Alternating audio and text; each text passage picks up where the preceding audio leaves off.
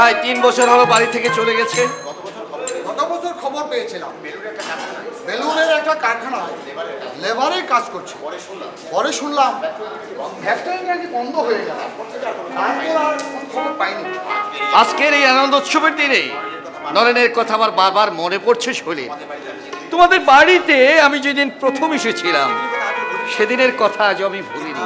কিন্তু আমি জানি শৈলেন তুমি কি কৈফিয়ত দেবে, কিন্তু কৈফিয়তে কর্তব্য শেষ হয়ে যায় না। শুধু কর্তব্যই নয়, তার চেয়ে বড় হচ্ছে মমত্ব বোধ। মানুষ তো আর পশু নয়। আমি আমার কর্তব্য অবহেলা করিনি, কিন্তু বারবার ওরা। দোষ তোমার একার নয় শৈলেন, সুরমাও দোষী, আমার জননীয় নির্দোষ নন। দাদা, কথা কি জানো শৈলেন? ছোটখাটো কথা, ছোটখাটো অবহেলা বাবা মার অন্তরে শেলবিদ্ধ করে, অথচ সোচ্চার কণ্ঠে তার প্রতিবাদ করা যায় না।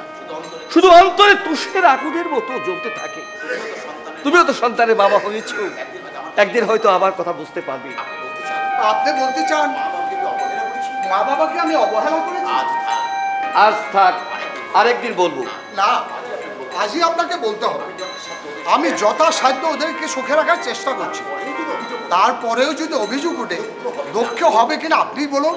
শুনলে তুমি দুঃখ পাও শৈলেন? না, আপনি বলুন। একান্তই জানতে চাও? জি দাদা। আমাকে ভুল বুঝবে না তো? না, আপনি বলুন। কি অবহেলা দেখেছেন আমার? খেতে পড়তে দিচ্ছি না, নাকি কি কর্তব্য যদি হয়েছে আপনি বলুন।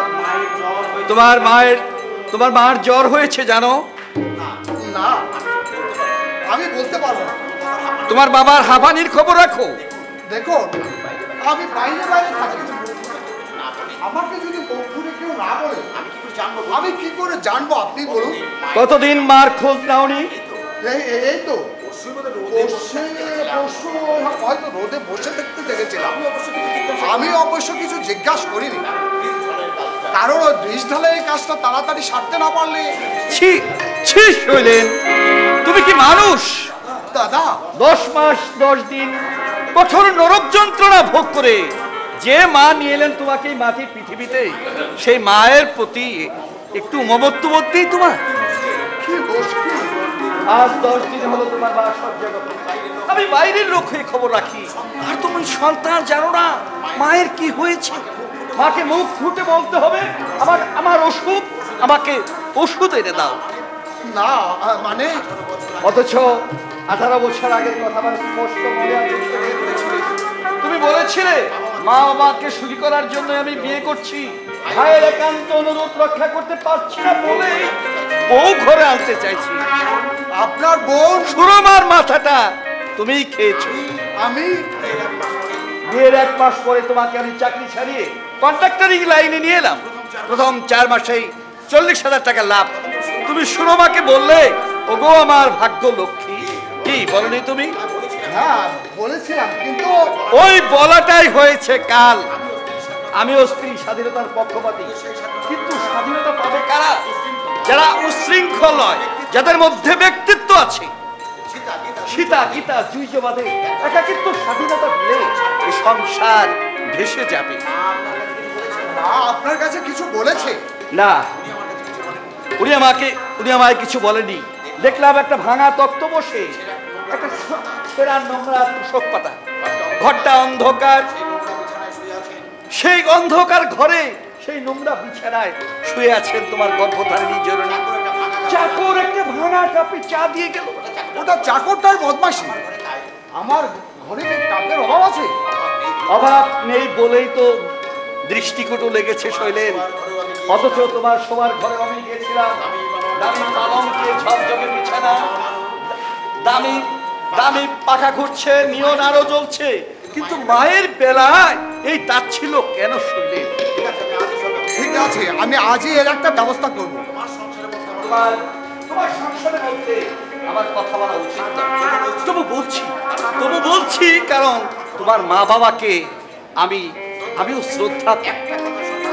একটা কথা সবসময় মনে রেখো শৈলেন, স্ত্রী গেলে স্ত্রী পাওয়া যাবে, কিন্তু মা গেলে মাকে আর কোনোদিন পাওয়া যাবে না। 106 লক্ষ টাকার বিনিময়ে ওরা কোনো দিন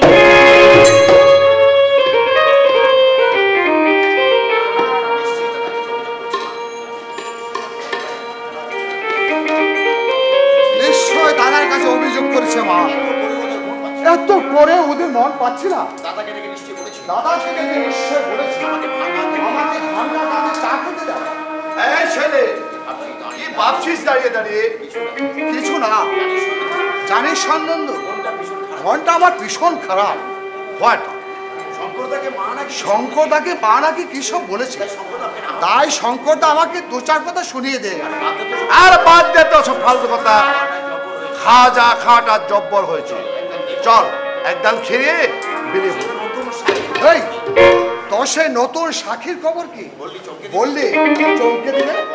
আরে কথা যখন দিয়েছি দেখাবই তো। এমন জব্বর মাল আজ পর্যন্ত তুই একটাও দেখিসনি। বয়স দেখে বুঝতেই পারবি না 17 কি 37। ভালো বলছিস? আর ভালো মানে একেবারে চঞ্চল, আর দেখলেই খেতে ইচ্ছে করছে, অথচ পেটের দায়ে নতুন এই লাইনে এসেছে। হ্যাঁ, নাচ গান ভালোই জানে। ওই পার্মানেন্ট রাখা যাবে তো? আর দেখবো চেষ্টা করি। পাইতে পাই। তোর গোপাল কবে আছে? গোপাল? আরে বেটা, তোর সবেদন নীলমণি ওই দেবব্রত গাঙ্গুলি ছেলে একখানা বটে। 9-10টা বছর মধ্যে একবারও বাড়ির মুখী হলো না।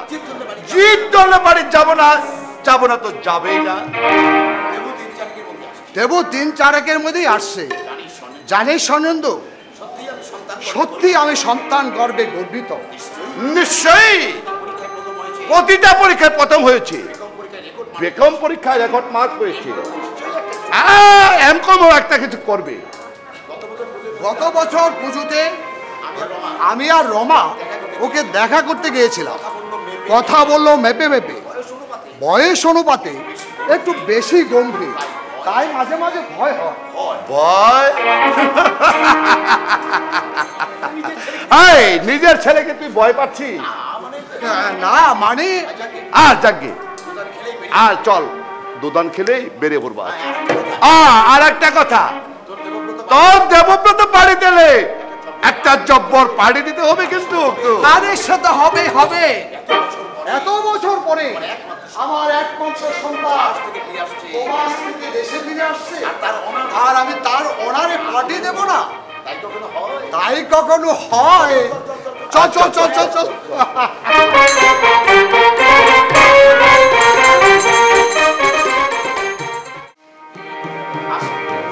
আসেন, এখানে আসেন বাবু। বেশ দুধ করে বসে। এরপরে আনলি কেন রে বাবা? খাবার ঘরে দিলেই তো পারতিস। খাবার করে একটু অসুবিধা আছে বাবু। ভদ্রলোকের মেয়েরা খাতিছেন, আপনি বুড়ো মানুষ, ঝামেলা হবে বটে। তাছাড়া ওরা সব ভালো মন্দ খাবেন। আজ কিসের উৎসব রে ভুবন? সকাল থেকে মাইকে হিন্দি গান বাজছিল, লোকজনের আনাগোনা, হাসি হই হুল্লোড়। আপনি দেখছি কোনো খাওয়াবই রাখেন না বটে। আমাদের বড় বাবুরা জন্মদিন গো, এই দিনে তিনি জন্মাইছিলেন বটে। আপনি তার বাপ। এই দিনে জন্মেছিল শৈলেন, আমার ঠিক মনে নেই। ওর মা হয়তো বলতে পারবে। আচ্ছা ভুবন, যার পেটে জন্মেছিল শৈলেন তাকে ডেকেছে, আশীর্বাদ নিয়েছে তার পদধূলি। আপনি বোকা কেন বাবু? তেনার শাশুড়ি মাকে ডেকে নতুন কাপড় দিয়ে পায়ের দুলো জিভে ঠেকে নিয়েছে। শাশুড়ি ম্যাম সাহেব আশীর্বাদ করলেন রাজ রাজেশ্বর হো বাবা।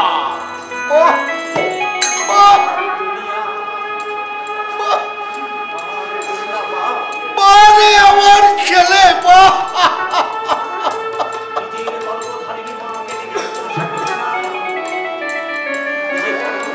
নিজের গর্ভধারিণী মাকে ডেকে জিজ্ঞাসা করলো না, অথচ শাশুড়ির আশীর্বাদ দিয়ে ছেলে আমার ধন্য হয়ে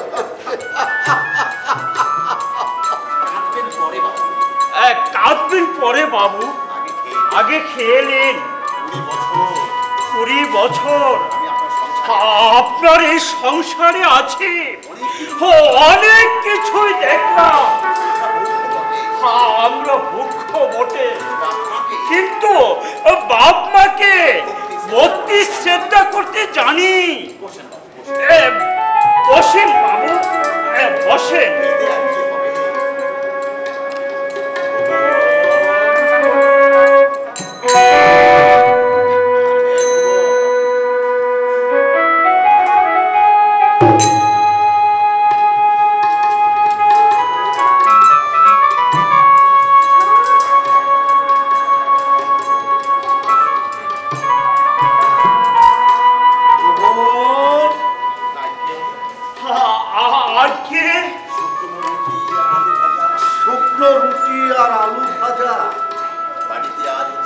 বাড়িতে আজ উৎসব, আমার শৈলেনের জন্মদিন, আর আমার অদৃষ্টে শুকনো রুটি। কেন দুখানা লুচি, একটু দই সন্দেশ,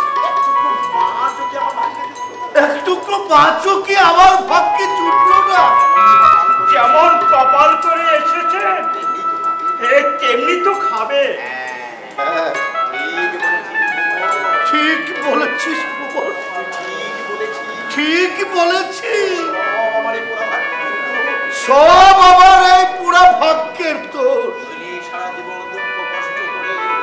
সারা জীবন দুঃখ কষ্ট করে যাকে আমি মানুষ করলাম,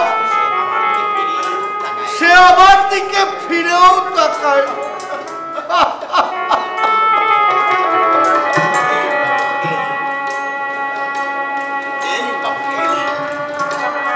খেলেন বাবু, খেলেন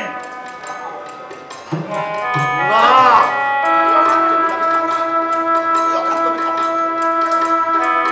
এই অখাদ্যগুলো আমি খাবো না। খালা সত্য নর্দমায় ফেলে দিই, কুকুরের মুখে ছুড়ে দে। আমি কি পাগল চলে বেঁচেছি? ওই দাবি নেই ছেলের উপর।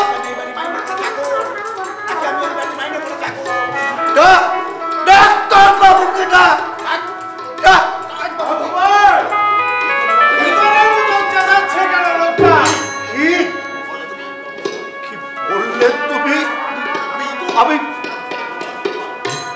আমি তো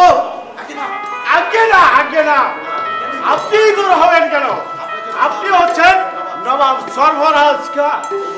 বাবা, এই শাহেনশাকে একটা গালিচা পেতে দে। আবার যদি সাবেক দিন থাকতো, এর জবাব আমি মুখে দিতাম না, জুতোর মুখে দিত।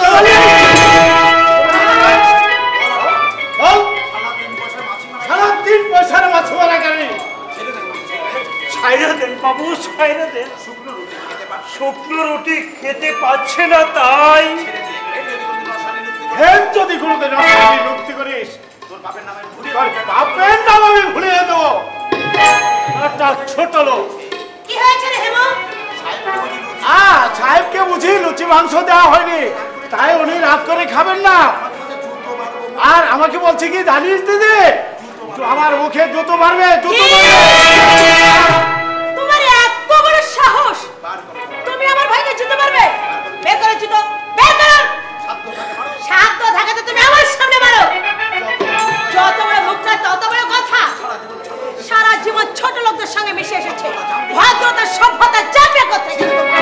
ছেলে তোদের মাসি মারা কেরান। যেতে দিন বা লক্ষ্মী, বুড়ো মানুষ। এই, বুড়ো মানুষগুলোকে মাথা টেনে রেখেছে নাকি? আজ ওরা দাদার কাছে আটখানা করে লাগিয়েছে। দাদা আবার কি করবে শুনি? এই বুড়া মুখে যতই কুড়মা পালা ঢালে না করো, নাম আমার কোনো দিনই হবে না। বদনাম যখন একবার হয়েছে, এবার থেকে না খাইয়ে তিলে তিলে মারবো। মরে থাকো।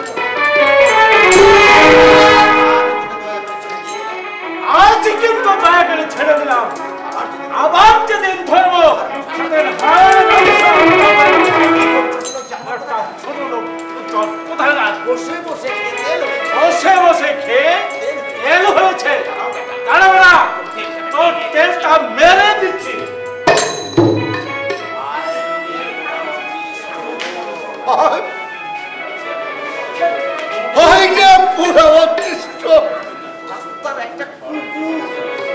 রাস্তার একটা কুকুর এসে আমার মুখে লাথি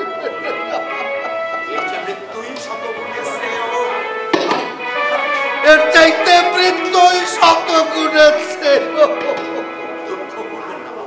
দুঃখ করবেন না বাবু, যেমন কর্ম করে এসেছেন তেমন ফলেই তো পাবেন। আমাদের দেশে বলে বুড়া বাপ আর মরা ছাগল সমান। বাগরে দেয় ছেলে পুলেরা, বাগরে দেয় ছেলে পুলেরা।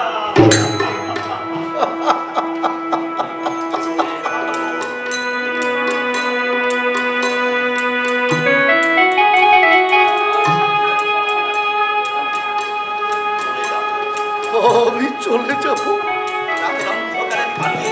রাতের অন্ধকারে পালিয়ে যাব। কি হবে, কি হবে এমন করে থেকে? অশ্রদ্ধা রাজভোগের চেয়ে ভিক্ষার্থে জীবন ধারণ করা এর বেশি আনন্দ।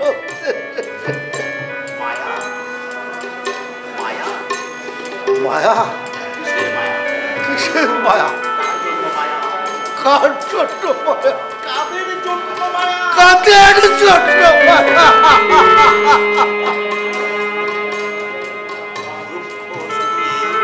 দুঃখ শুধু এই 12টা বছরের মধ্যে আমার দাদু ভাইকে একটা দিনের জন্য আমি দেখতে পারবো।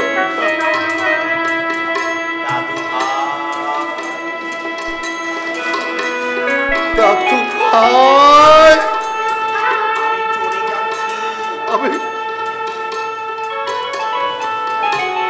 আমি চলে যাচ্ছি। যদি কোনোদিন শুনতে পার আমি মরে গেছি, তাহলে আমার জন্য দুটা চোখের জল ফেলেনি দাদু ভাই, দুটা চোখের জল Oh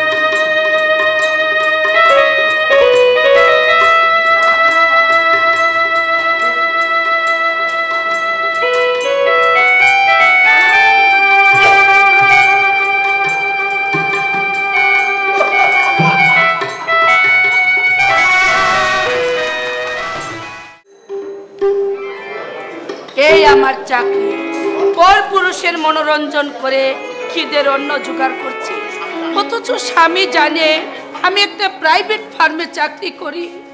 তিলে তিলে নরকের পথ ধরে চলেছি, পারছি না, আর আমি পারছি না ঠাকুর, এই নরক যন্ত্রণা আমি আর সহ্য করতে পারছি না।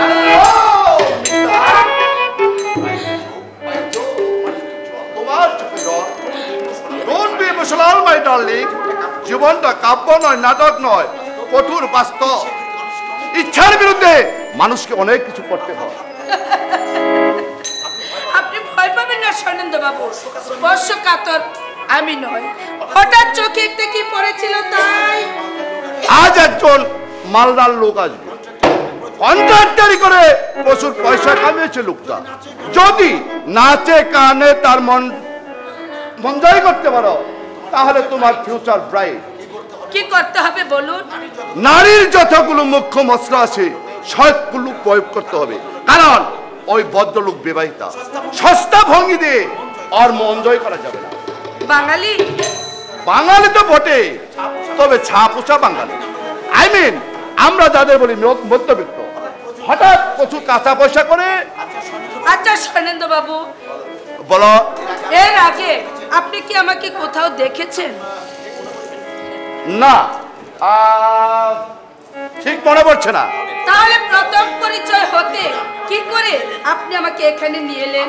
আমি যদি আপনার প্রস্তাবে রাজি না হতাম অথবা পুলিশের কাছে যদি রিপোর্ট করতাম। না না, আছেন কথা নয়। আমি যদি দেখো মিতা, যারা শিকার করে তারা দেখে বুঝতে পারে কোন জঙ্গলে বাঘ আছে। কিন্তু তুমি একটু লক্ষ্য করে বুঝতে পারবে, ওই যে প্রতিদিন হাওড়া স্টেশনে হাজার হাজার সুবরেশী তরুণী গাড়ি থেকে নামে, এরা কি সবাই চাকরি করে? সৈনেন্দ্র বাবু, এর মধ্যে একটা মেসেজ আছে আমার। এই সময় আস্তানায় ওরা যথাসময় আসে, আবার ওই 7টা-8টার মধ্যে চলে যায়। ওরাও বাঁচে, আমার একটু পয়সা ইনকাম হয়। আচ্ছা, এই যে মেয়েদের সাংসারিক দুর্বলতার সুযোগ নিয়ে তাদেরকে নরকের পথে ঠেলে দিচ্ছেন, এর জন্য আপনার বিবেকটা বিবেক সৈনেন্দ্র বাবু, বিবেকে মনুষ্যত্ব এসব হচ্ছে খেতাবি কথা, মন ভুলানো সেধকতা। বাস্তবে এর কোনো মূল্য নেই। যেন তেন প্রকারে তুমি টাকা উপার্জন করো এই বিবেকের খিড়কিটা খোলা রেখে। আচ্ছা ধরুন কোন দৈব দুর্বিপাকে আপনার নিজের বোন যদি এসে পড়তো, কি চিৎকার করে উঠলেন কেন? আমি আপনাকে একটা এক্সাম্পল দিলাম। ধরুন আপনার বোন এলো, এসে যথারীতি আপনার দালালদের হাতে আমি তোমাকে সাবধান করে দিচ্ছি, এসব আলোচনা আমার সামনে করবে না। আমার কিন্তু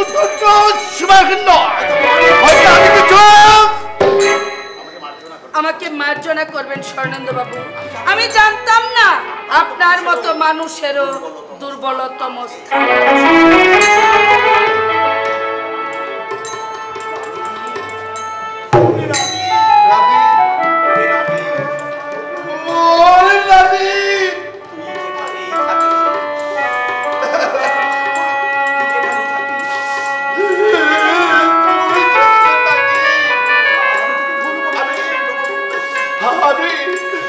আমি তোকে ভুলবো না রে, আমি তোকে ভুলবো না।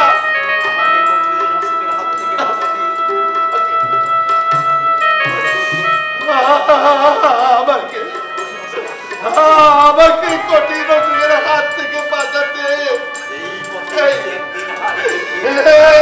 পথে তুই একদিন নিয়ে গিয়েছিলি।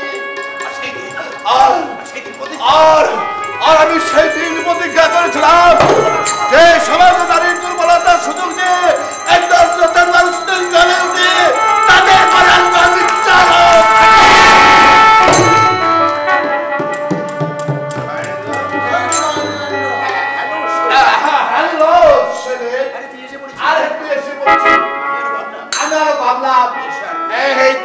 তুই হয়তো অন্য গলিতে ঢুকে পড়েছিস। আরে তুই আমাকে প্রতিমাটাও পেয়েছি, এই গল্লিতে ইতিপূর্ব আমি অনেকবার এসেছি, রাতের পর রাত কাটিয়েছি। তোর পা করছে,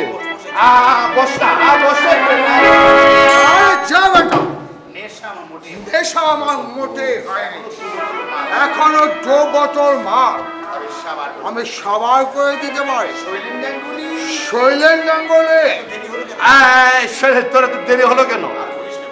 আর বলিস না বাবা, সংসারে এমন সব উৎকট ঝামেলা, আরে কোনো মায়া হয় না বুঝলি। মাই ওল্ড ফাদার জীবন গাঙ্গুলি হঠাৎ বাড়ি থেকে হওয়া কেন? কেন আবার আমার যত্ন করার মতো? আচ্ছা তুই বল ভাই, আমার বাবাকে আমি কি কষ্ট রেখেছি? খেতে দিচ্ছি না, পড়তে দিচ্ছি না, কোন অসুবিধায় রেখেছি? আমার তো মনে হয় তুই যা করলি অনেক ছেলেই তা করে না।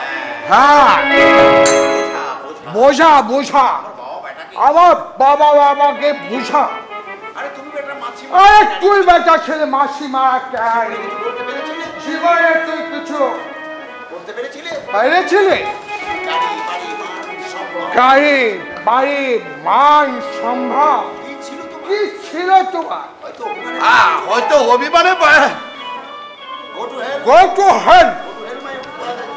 Go to help my old father জীবন গাঙ্গুলি। আমার অকৃতজ্ঞ বাবা আমার চাই না। খুঁজতে পাঠিয়েছিলি কাউকে? বুড়ো মানুষ, কোনো দরকার নেই, 2-4 দিন বাদে ঠিকই ফিরে আসবে।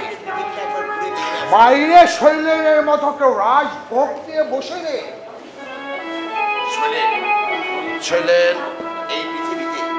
এই পৃথিবীতে বাবা মার মতো কোনো জিনিস নেই। ভাই বোনের ভালোবাসা কেউ দিতে পারে না। দাঁত থাকতে আমরা দাঁতের মর্যাদা বুঝি না। যেদিন তোর বাবা জ্ঞান দিবি না। আমি কি তোর থেকে খুব কম বুঝি? নাইলে 20 বছরের মধ্যে আমি লক্ষপতি হতে পারতাম না। 4 বিরাট বাড়ি করেছি, 3 খেলা গাড়ি। ভাগ্য আমাকে তুলে দিয়েছে সৌভাগ্যে স্বর্ণব সুতারে। ডাক্তার মতি বিবিকে ডাক। মাল পছন্দ হলে যত টাকা লাগে দেব। দে 200 টাকা। সে কি আগেই বউনি করতে হবে? আরে বাবা, যে লাইনে যে দস্তরি, আর টাকা হাতে না পেলে ওই মতি বিবি রাজি হবে না।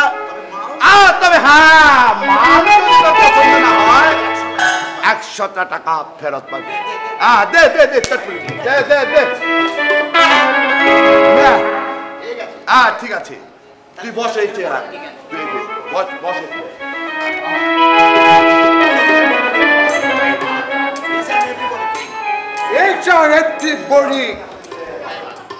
বেঈমান আমি দেখে নেব, বাবা বেড়াকে আমি দেখে নেব। আমাকে জব্দ করবে, লোক চোখে হাও করবে আমাকে।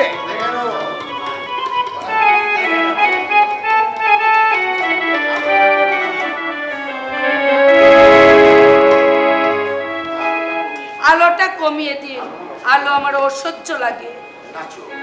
নাচো।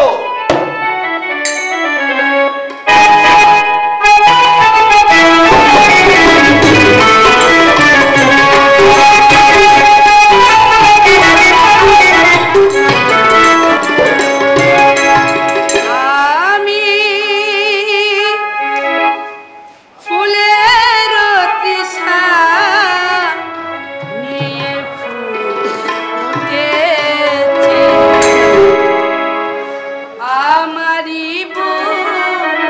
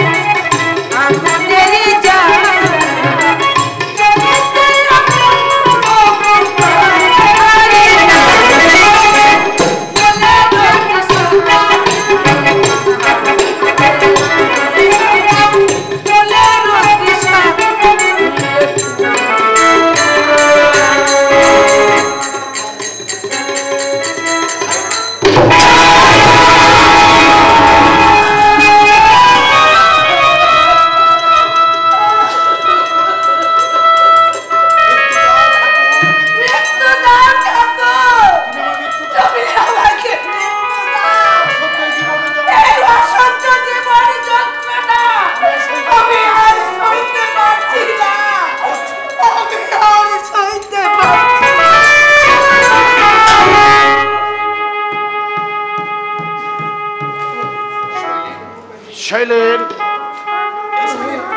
এই শৈলেন, শৈলেন, এই তুই মেয়েটিকে চিনিস? তোকে দাদা বললে? পাড়ার মেয়ে বুঝি? আমাকে আমাকে একটু বিষ এনে দিতে পারিস সুনন্দা? শৈলেন, একটু বিষ। শৈলেন, ওকে জানিস? ও আমার বোন, মায়ের পেটের বোন।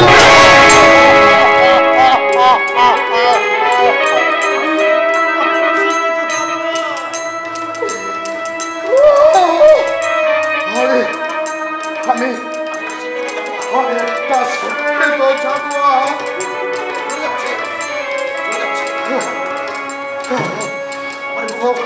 আমার চলে যাচ্ছে, আমার এই বুকটা চলে ছাই হয়ে যাচ্ছে। কে কে করছে এই নরকের ছবিটা? হে ভগবান, আমাকে মৃত্যু দাও, আমাকে মৃত্যু দাও।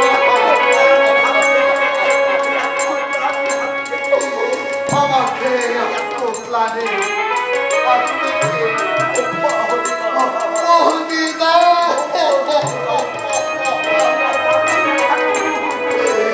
আমি আর পারছি না ঠাকুর, আমাকে মৃত্যু দাও।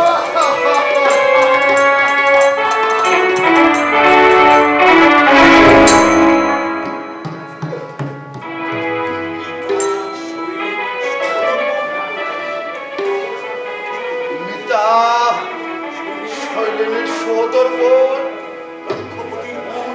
লক্ষপতির বোন আজ দেহ বিলাসিনী।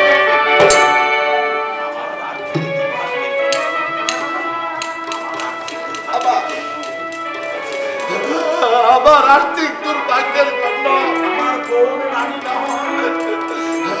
আমার বোন রানী না হয়,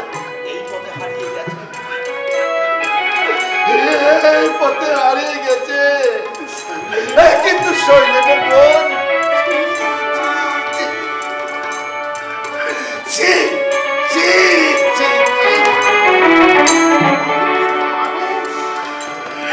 আমি আমি আমি কি মানুষ?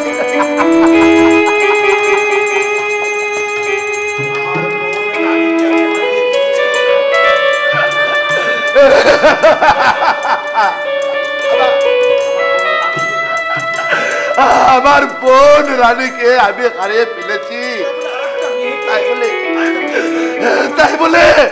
তাই বলে আরেকদিন মেয়েকে এই পথে টেনে আনলাম আমি।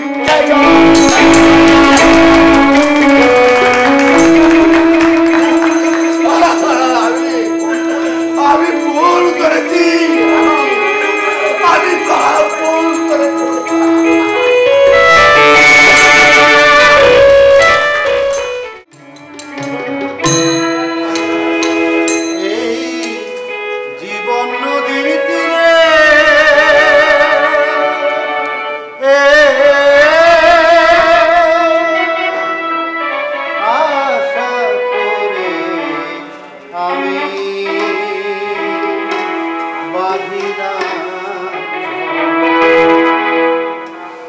আশার বাসা গেল ভেঙে, ভাঙলো বালুকা। আশার বাসা গেল ভেঙে, ভাঙলো বালুকা। আশা করে আমি বাঁধিলাম।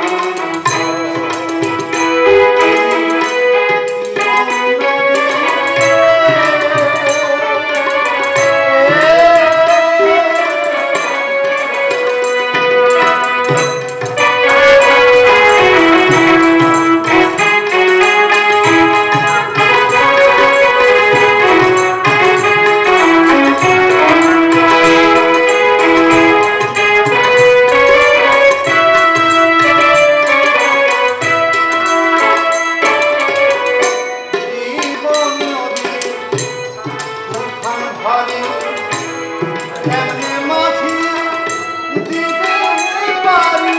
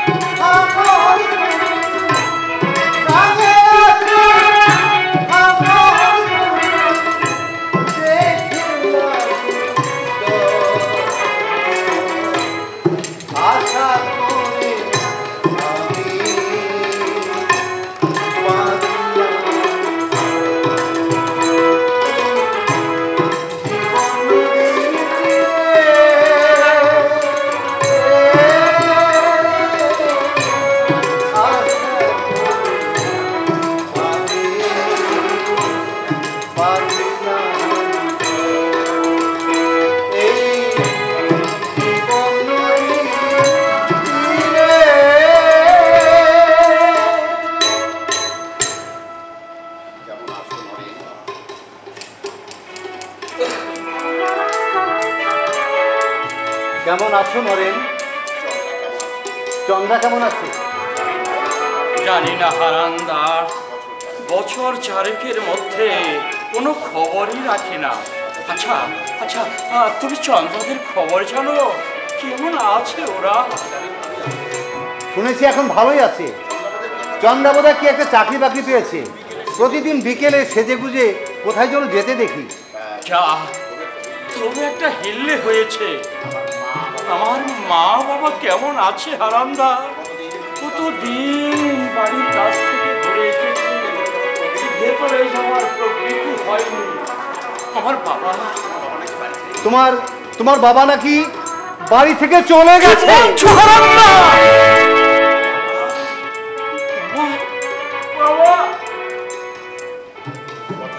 কথা কি জানো নরেন? অর্থের সঙ্গে মানুষের মনুষ্যত্ব পরিবর্তন হয়ে যায়, থাকে শুধু দায় সারা কর্তব্য। কিন্তু দাদা যে এইভাবে বদলে যাবে। নরেন, নরেন, তোমার কাশি তো ভালো ঠেকছে না নরেন, ডাক্তার দেখাওনি? ডাক্তার?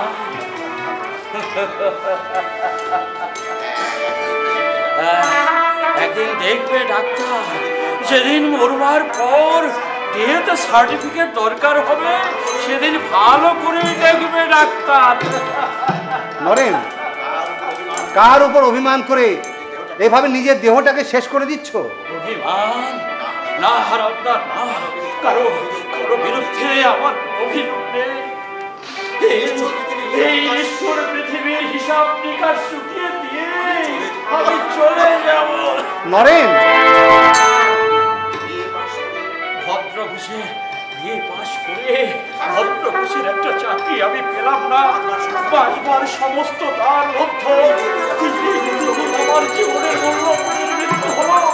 অথচ পার্থ জীবনে কত রঙিন স্বপ্নই না আমি দেখতাম। নরেন, আমার যদি ক্ষমতা থাকতো, এই ধনকান্তির সব ব্যবস্থা নিয়ে আমি ভেঙে পুড়িয়ে দিতাম। যেখানে শিক্ষার কোনো মূল্য নেই, মনুষ্যত্বের দাম নেই, বিয়ে পাস করে যে সমাজে পুলিশ করতে হয়, সে সমাজ উচ্ছন্নে যায়, উচ্ছন্নে যায়।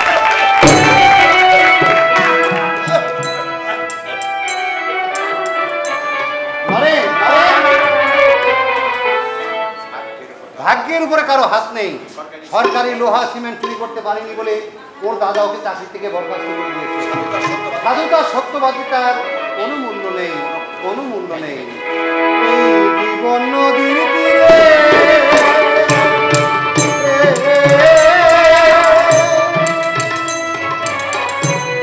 আশা করে আমি বাঁধিলাম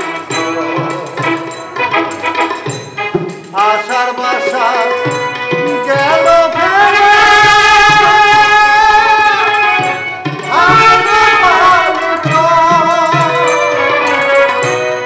আশা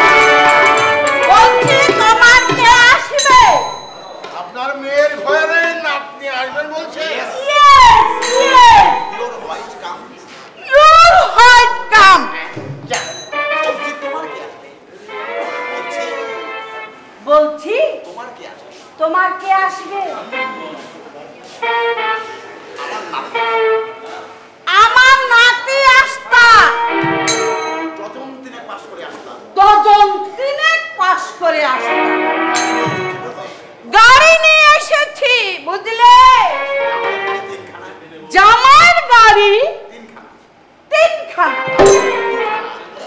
আমাদের দুখানা, জামার চারতলা তাল্লাই বাড়ি, আমাদের বাড়িটা ঠিক হলো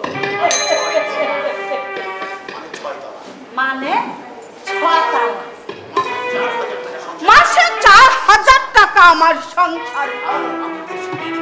হ্যাঁ, ধান ভাঙতে শুনেছি। বলছি মায়ের কাছে মামার বাড়ির সংবাদ। 30 বছর আগের কথা মনে আছে? 30 বছর আগে ওই শঙ্কর সুরমার হিমাদ্রিকে নিয়ে বিধবা হয়েছিলেন। 4 পয়সার তেল, 2 পয়সার ডাল কিনতেন আমার দোকানে, তাও ধারে। আজ আমাকে শোনাচ্ছে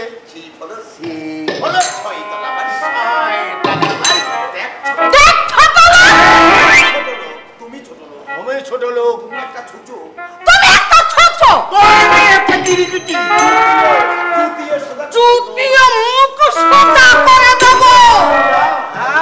যাও যাও আমার না লাগে দেখলাম পানটা ফুরিয়ে যেত।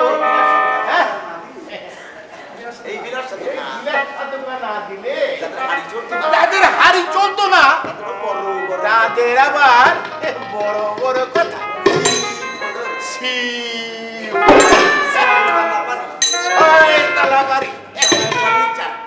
জামাইয়ের বাড়ি 4 তালা। আমি তো পিন্ডি চটকা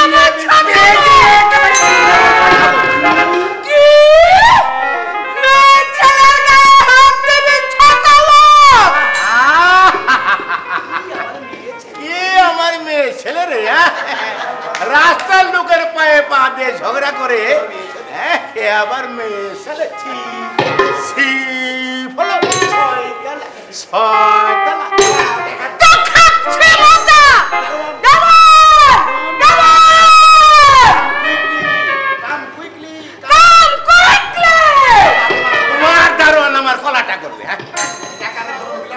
টাকার গরম বিলাস সাধকাকে দেখেও না, বুঝছো? এই পোশাক পরলে কি হবে?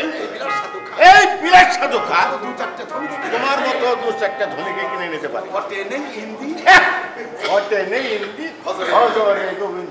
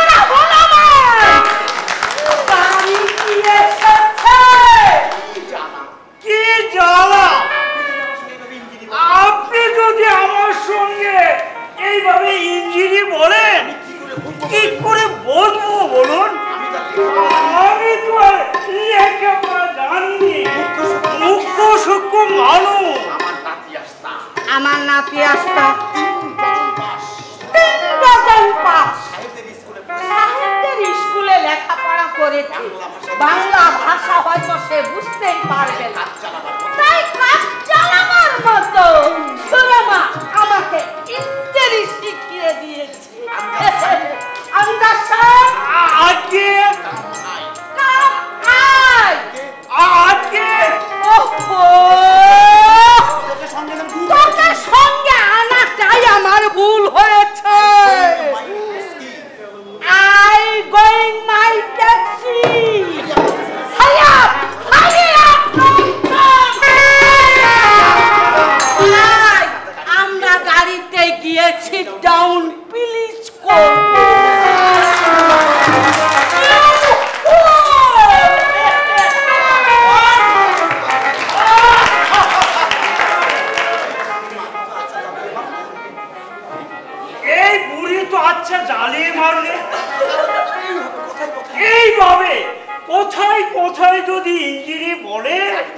চাকরি ছেড়ে পালাতে হবে দেখছি। কখনো বলে ভয়, কখনো বলে দারোয়ান, আবার কখনো বলে ইউ ফুল।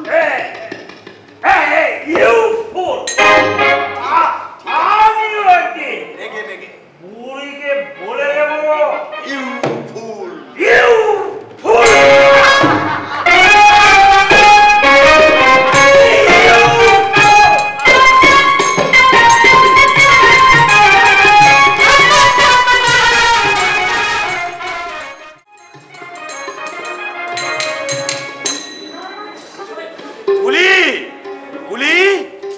আশ্চর্য, বাড়ি থেকে একটা লুকো আসেনি, অথচ বাবাকে চিঠি দিয়ে জানিয়েছি 17 তারিখে আমি আসছি। এর কোনো মানে হয়? এই স্টেশনে একটা রিক্সাও দেখতে পাচ্ছি না। কুলি, এই কুলি, বক্সি বলে যাবো, পারবে নিয়ে যেতে? কোথায় যাবেন বললেন? বক্সি গলি, পারবে নিয়ে যেতে? না বাবু, বক্সি গলি আমি যাব না। কি আশ্চর্য, ভাড়া না হয় কিছু বেশি নেবে।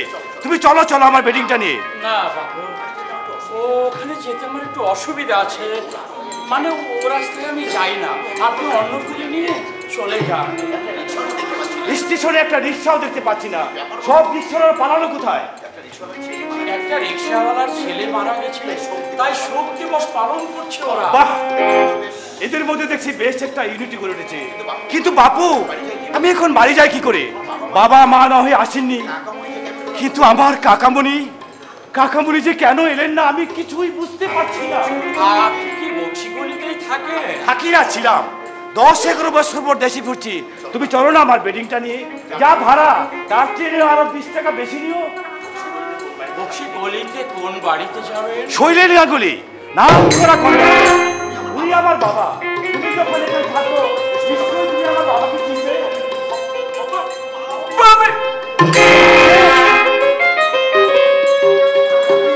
কে আমাকে দীর্ঘদিন পরে ভাবি বলে ডাকলো? ভাবি বলতে সেই ছোটবেলায় একজনই আমাকে ডাকতো, তার শেষ অস্থির ডাক আজও আমার শ্রবণ তন্ত্রীতে বাজছে। বলুন আপনি, মানে তুমি কি আমার? না,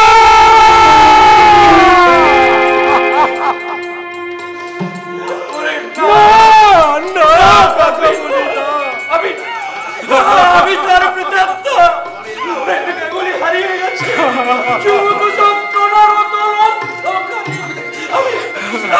আমি থেকে চিনি না বাপি। কাকামণি,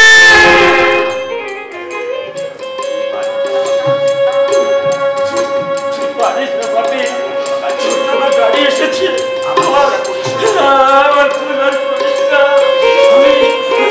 আমি বেশ আছি, মহা শান্তিতে আছি। আমার থেকে খবর খাবে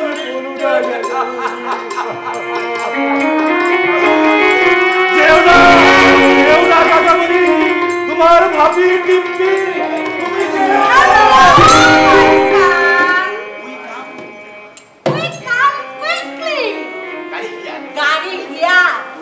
তুমি কে? সখী দাদু ভাই, আমার চিনতে পারছো না? আই দিদা, মানে তোমার মাদারের মাদার, গ্র্যান্ড মাদার। 2 বছর আগেও তুমি আমাকে দেখেছো, তোমার মাদারের সঙ্গে আমি বেড়াতে গিয়েছিলাম। বলে কি না তুমি কে? আমি তো মায়ের না কেন? হিসি, মানে তার শরীর অসুস্থ। নাচতে গিয়েছিল বুঝি? নাচবে কি, পার্টি ছিল, আজও বাড়িতে পার্টি আছে। তুমি 10-11 বছর বাদে বাড়ি ফিরছো, আমার দিদালো না কেন? আমি তো তোমার না, তুমি আমার দিদা নও, আমি আমার নিজের দিদার কথা বলছি। তুমি আমার মায়ের মা, ওর কথা মনে প্রাণে ঘৃণা করি। এসেছি। আর কাকা কিরা গুলিগিরি করছে, লক্ষ্যপতি শৈলেন গাঙ্গুলি সব থেকে দাঁড়াবো, দেখি আমার সম্ভ্রান্ত পিতা মার ইজ্জত কোথায়। বহুদিন আগে তোমরা খুন করে দিয়েছিলে যাকে আমি সবচাইতে বেশি ভালোবাসতাম, সে রাস্তার একটা কুলির ভাইপো। কুলি ছাড়া আর কি হতে পারে?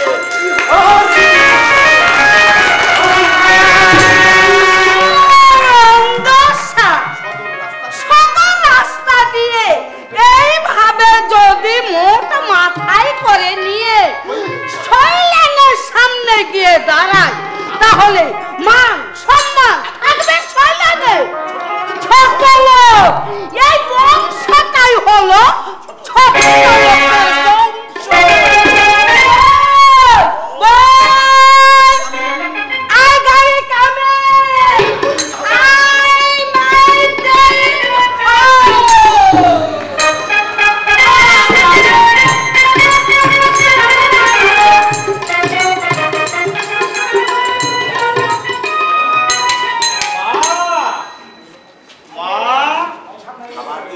খাবার দিয়েছি, এসো, নইলে কুকুর বেরোলে খেয়ে ফেলবে। কই গো এলে মা?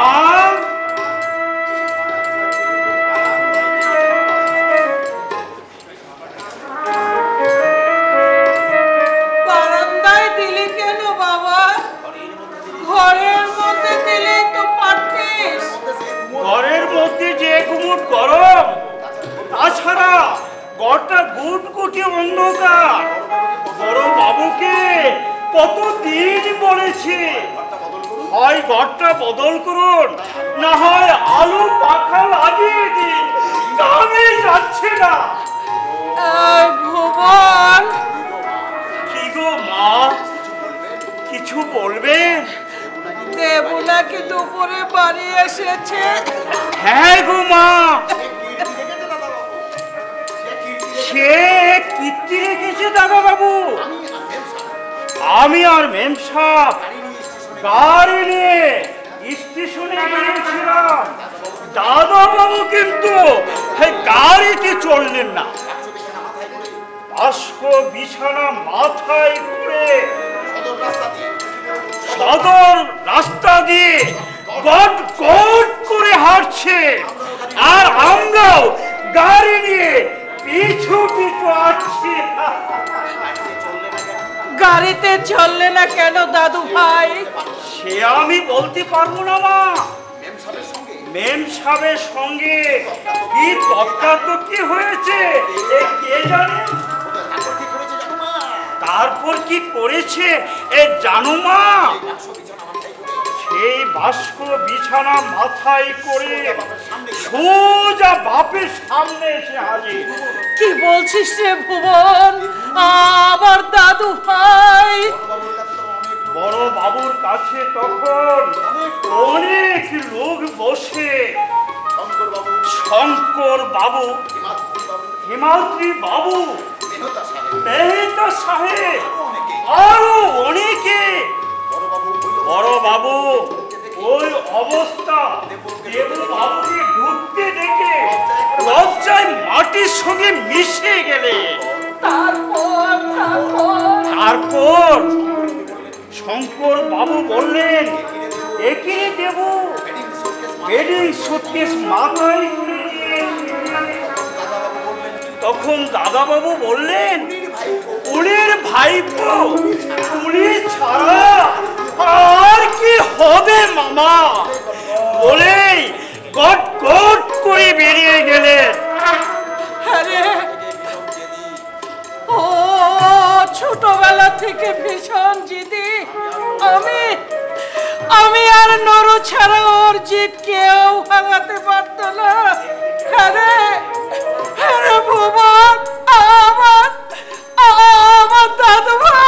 আমার দাদু ভাই দেখতে কেমন হয়েছে রে? কতদিন আমি দাদু ভাইয়ের মুখখানা দেখি না। ওরা কতদিন গেছে, আমাকে কেউ জিজ্ঞাসাও করলে না। দেবুকে দেখতে যাবে। কেঁদো না মা, কেঁদো না। আমি দাদা বাবুকে বলবো, দেবু তোমার সঙ্গে দেখা করতে আসবে মা। খাওয়া হলে আমাকে দেখো মা, এই থালা গ্লাস আমি নিয়ে যাব, নিয়ে যাব।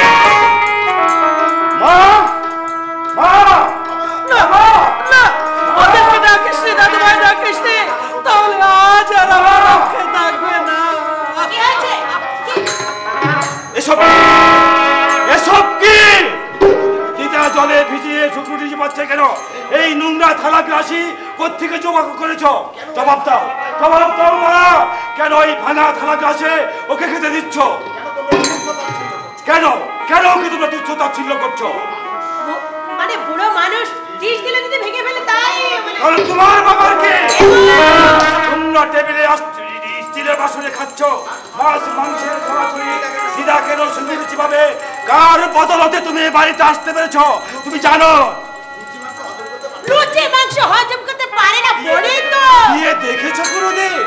ও মা তুই যে অবাক করলি বাবু। আরে তোর বাপকে ডেকে জিজ্ঞাসা করে দেখ না। আরে হজমের গোলমাল আছে বলেই আমরা মাছ মাংস দেখি।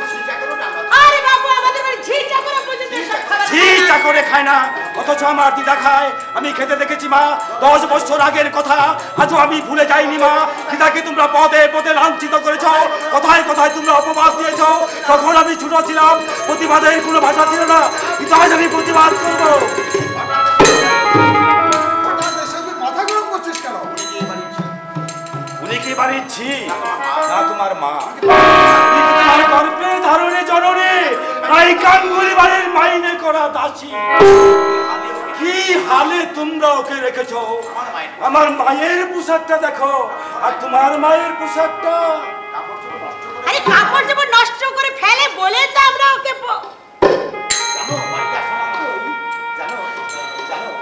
জানো বাড়িতে আসা মাত্র ওর গাড়ি বিষ ঢেলে দিয়েছে। কাকে বোঝাচ্ছ সব কথা? তুমি কাকে বোঝাচ্ছ? তোমার মা হচ্ছে একটা পাক্কা ডাইনি।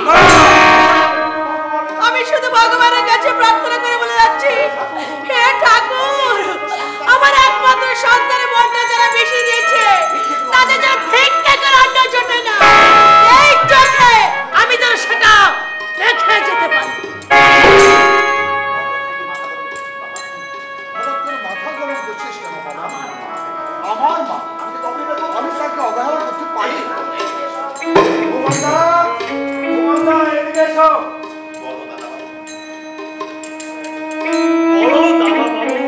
এই থালা গ্লাস ধরে নর্দমায় ছুঁড়ে ফেলে দাও।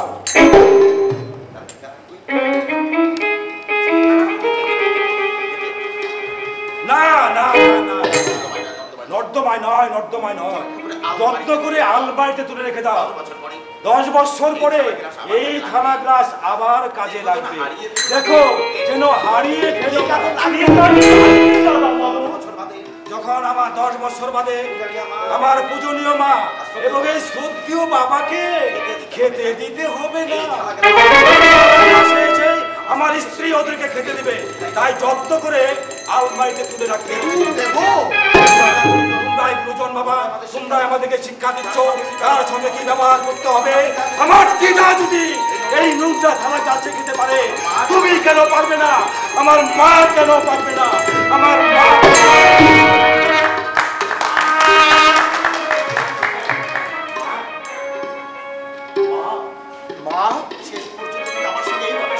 শেষ পর্যন্ত তুমি এইভাবে আমার সঙ্গে শত্রুতা করলে? আমি শুধু ভগবানের কাছে বলে রাখছি শৈল, আমার এই বুকটা যেমন নিশিদিন জলে পড়ে খাক হয়ে যাচ্ছে, তোর বুকটাও তেমনি জ্বলবে, তোর বুকটাও তেমনি জ্বলবে। এই ছেলে দিয়ে তুই কোনো দিন শান্তি পাবি না রে।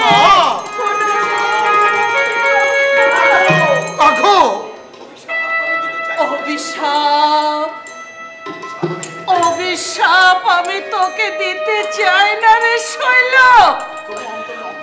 অভিশাপ আমি তোকে দিতে চাই না।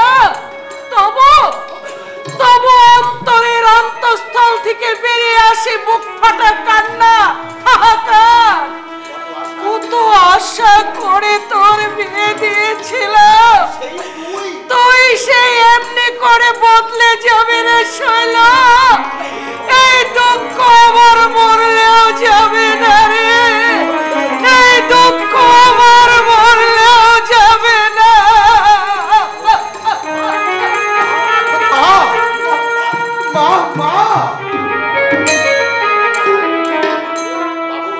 বাবু, এই থালা গ্লাস কি আলমারিতে তুলে রাখবো? ও, ওই যে ছোট বাবু বলে গেলেন 10 বছর বাদে কিনার স্ত্রী এসে আপনাদেরকে খেতে দেবে। যা থালা গ্লাস নর্দমায় ছুঁড়ে ফেলে দে। আসো, আজ থেকে মাকে রান্নাঘরে খেতে দিবি এবং ভালো আসন পেতে স্টিলের বাসনে যেন খেতে বলতে বড় বাবুর হবো। আর বলুন, কাল সকালে আমার সঙ্গে বাজারে যাবি, মায়ের জন্য নতুন ল্যাপ পোশাক কিনতে হবে। এখনই ওই 4 তলার দক্ষিণ দিকের ঘরটা মার জন্য খুলে দে। আজ থেকে মা ওই ঘরে থাকবে। আজকে সে করে তো নেনসাপ থাকে। আজকে আপনার শাশুড়ি মা যখনই আসেন ও ওই ঘরেই তো থাকে। আরে শাশুড়ির চেয়ে মা অনেক বড় হতে পৃথিবীতে মায়ের মতো কোনো বস্তু নেই। লেখাপড়া তো শিখেছে, কি করে বুঝবি মা কি বস্তু?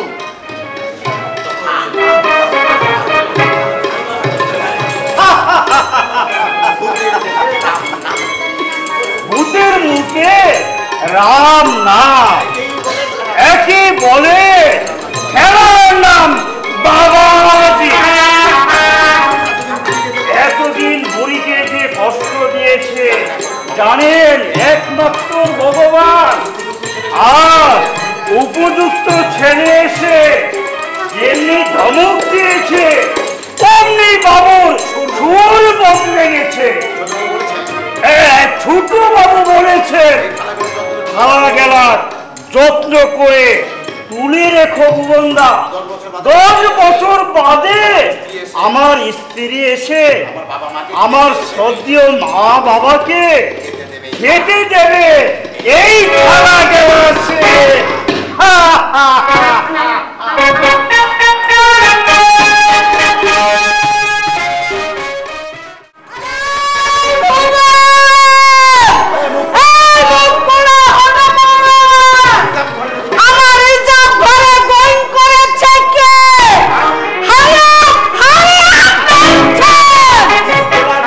Yeah!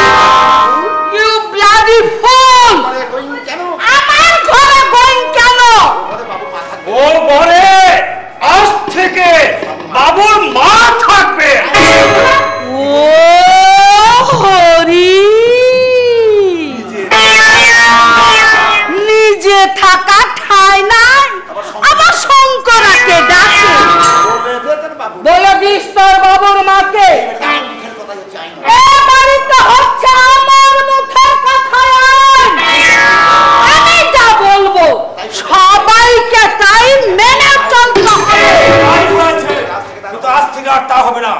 তোমার যদি এতটুকু আত্মসম্মান জ্ঞান থাকে, কাল থেকে তুমি আর এই বাড়িতে আসবে না। কি বলছিস দাদা? আমি এখানে না থাকলেও তোমাদের সব খবর আমার নখ দর্পণে। আশা করি অযথা তোমরা আমাকে ক্ষিপ্ত করে তুলবে না। তোমাদের স্বার্থের জমিগুলো আজও আমার অবচেতন মনে রক্তাক্ষরে লেখা আছে দিদা। তাই তো জ্ঞান হওয়া অবধি মাকে আমি ভালোবাসতে পারি না, বাবাকে আমি শ্রদ্ধা করতে পারি না। তোমরা যদি আমার জীবনটাকে হাহাকারে ধরে তুলে বড় আশা করে তোমার মেয়েকে যারা এই বাড়ির বউ করেছিলেন, তাদের আশা নাও তুমি ব্যর্থ করে দিয়েছ।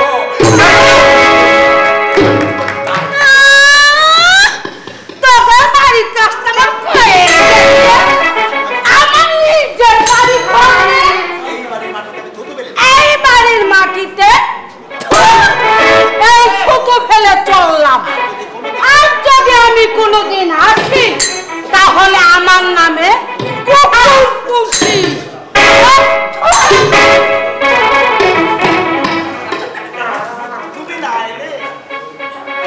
তুমি বাড়িতে না এলে এ বাড়ির শিয়াল কুকুরগুলো কেটে কেটে মরেই যাবে। কেমন কুকুর, গায়ে মানে না।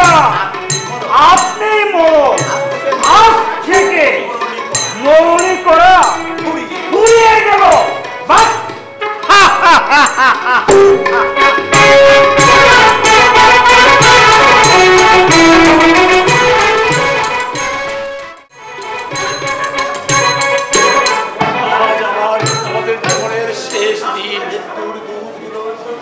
মৃত্যুর দূতগুলো দ্রুত যেন এগিয়ে আসছে। সিদ্ধান্তে আমরা অবিচল। বিষ খেয়ে স্বামী স্ত্রী একই সঙ্গে ঘুমিয়ে থাকবো। কবিগুরু কেন লিখেছেন, করিতে চাহিদা আমি সুন্দর ভুবনে, মানুষের মাঝে আমি বাঁচিবারে চাই। কি ভাবছো গো? তোমার চিঠি লেখা শেষ হয়েছে চন্দ্রা? হ্যাঁ, লিখেছি। কাকে কাকে লিখলে? একটা পুলিশের উদ্দেশ্যে, একটা বড়দাকে, মাকে একটা, বাবাকে একখানা, আর ছোটদাকে। মৃত্যুই কি আমাদের শেষ পথ চন্দ্রা? এই সিদ্ধান্ত কি বদল হতে পারে না?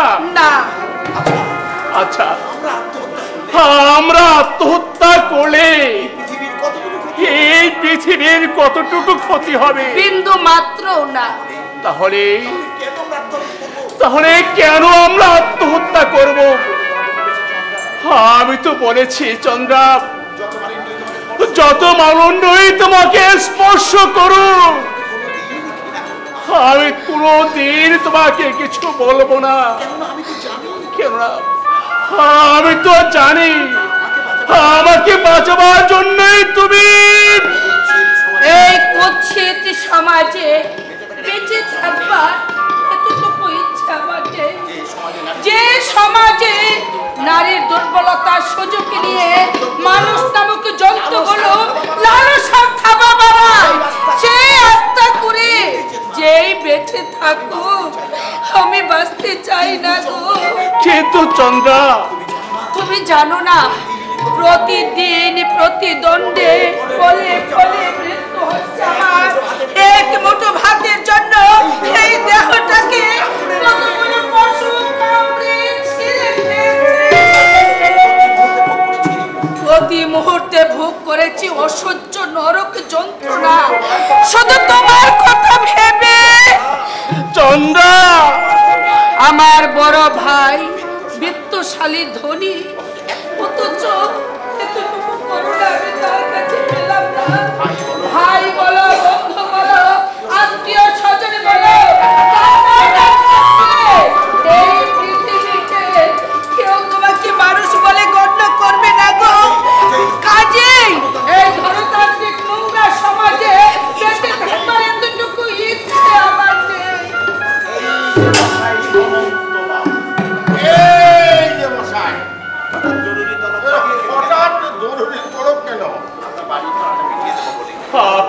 বাড়ির ভাড়াটা মিটিয়ে দেবো বলে। দেখুন অনন্ত বাবু, আমি চামার হতে পারি, তাই বলে আমি কি বলেছি ঘরের আসবাবপত্র বিক্রি করে আমার ভাড়ার টাকা মিটিয়ে দেবেন? কি বলেছি আমি? আগে না, তা বলেননি। তবে আসবাবপত্র বিক্রি করলেন কেন? অভাব মানুষের চিরকাল থাকে না মশাই। আপনি সালাদের দেখুন না, কি ছিল আর কি হয়েছে। কথাই বলে আশা খুলতে দেরি লাগে, কিন্তু কপাল খুলতে দেরি লাগে না। বাজে কথার দরকার নেই। আপনার ভাড়ার টাকা আপনি নিয়ে নিন, আমরা এখানে থাকবো না। কোথায় যাবেন? এত কৈফিয়ত চাইছেন কেন? এতদিন তো ভাড়ার টাকা আদায় করার জন্য বুকে মই দিয়েছেন, আর আজ এসেছেন করুণা দেখাতে। চাই না আমরা করুণা, অনুকম্পার কোনো প্রয়োজন।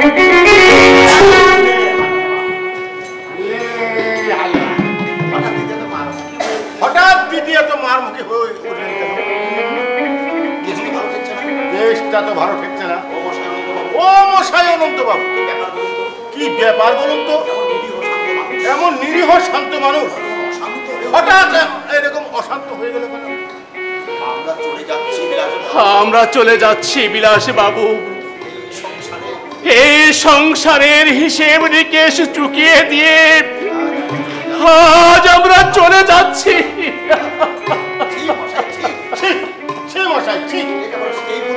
লেখাপড়া শিখে এই বুদ্ধি হলো আপনার? দুঃখকে যদি জয় করতে নাই পারলেন তাহলে কিসের মানুষ? আমার বাবা যখন মারা যান, আমার বয়স যখন 3 বছর, প্রত্যেক সম্পত্তির মধ্যে ছিল এক জোড়া দাড়ি পাল্লা। তাই বলে কি আমি মরে গেছি? শুধু অভাবের জন্যই নয়, কিছু কিছু কথা আমার কানে হয়েছে। পৃথিবীতে অসৎ পথের অভাব। আপনার উপকার করতে পারুক আর নাই পারুক, বাঁশটি দেবার জন্য সর্বদাই চন্দ্রিমা। হ্যাঁ, ডাকুন মশাই, ওকে ডাকুন। স্বামীর উপোসের হাত থেকে বাঁচাবার জন্য যে মেয়ে নিজেকে পণ্যের মতো বিক্রি করে দিতে পারে, তাকে দর্শন করে আমি ধন্য হই। বিলাস বাবু, এই সত্যের সঙ্গে কি মশাই? হ্যাঁ, যে মেয়ে স্বামীর বুকের উপর শুয়ে পর পুরুষের ধ্যান করে, আপনি তাকে কি বলবেন? সত্যি না অসত্যি? হক বাঁচতে গা উজাড় হয়ে যাবে। সতীত্ব দেহে নয় অনন্তবাবু, সতীত্ব হচ্ছে মনে মনে। আপনি একটু দাঁড়ান, আমি চন্দ্রাকে ডাকছি। চন্দ্রা, মশাই থাক, ওই একটা নিয়ে আপনাকে আর ঘোরদৌড় করতে হবে না। কাল সকালে আমি আপনাকে 5,000 টাকা দেবো। 5,000 টাকা আমাকে? অমনি অবিশ্বাস হয়ে গেল তো? কেন? এই পোশাক পরেছি বলে আমি কি কাউকে 5,000 টাকা দিতে পারি না?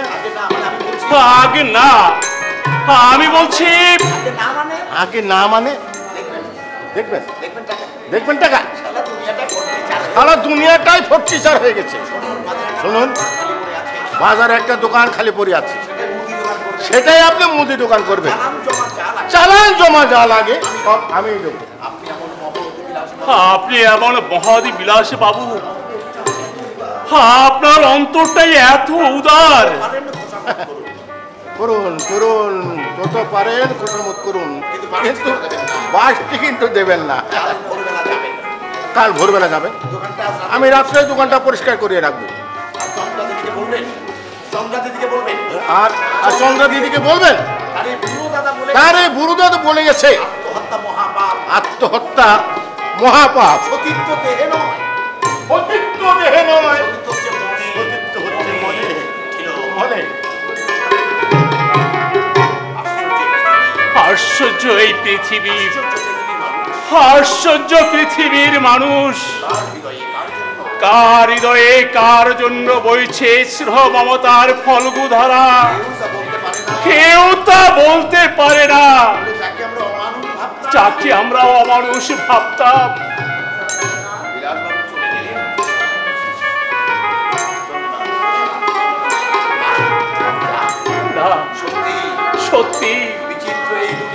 বিচিত্র এই দুনিয়া, বিচিত্র এই দুনিয়া, বিচিত্র এই দুনিয়া।